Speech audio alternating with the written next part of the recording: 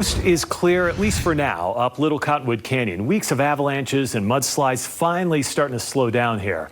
But UDOT is warning drivers to be alert, saying that things can change really quickly. As news specialist Jed Bull shows us, there's still plenty of work to do up the canyon to keep people safe. Right, Jed?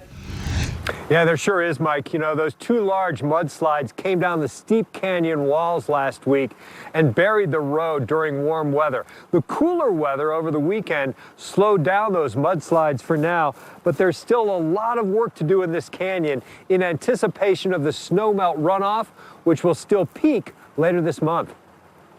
And who knows what Mother Nature is going to give us, so we've just kind of took some precautions. Traffic is flowing again in Little Cottonwood Canyon after mudslides shut the road last Tuesday and Friday. Cooler weather slowed the snowmelt at high elevation, letting the mud dry out. The water flow slowed down. I'm sure once it warms up, the flow will pick back up again.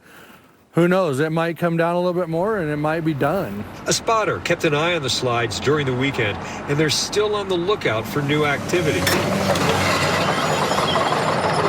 At the same time, Salt Lake County crews are clearing debris out of the creek channel and stabilizing it. This is really the first opportunity they've had to really get up high in some cases and do some serious work. There's more debris in the channel than most years. The more avalanches we have, the more debris that it brings out. Take a look at the damage left behind by this avalanche. The snow swept branches, tree trunks, and large boulders across the road and down into the creek bed, and that's what they're cleaning up today.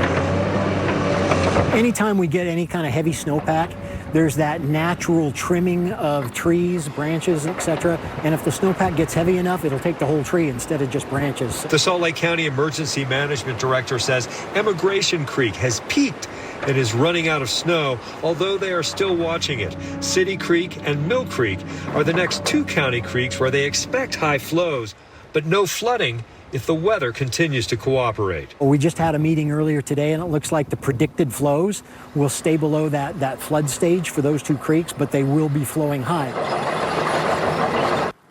Back here in Little Cottonwood Canyon, if you're traveling in the canyon, keep your eyes open for the variable message boards that will alert you to the potential for mudslides. They'll also let you know about the work that's going on this week in the canyon. Guys? Yeah, that work is going to be difficult and hard. All right, thanks so much. Appreciate that, Jed.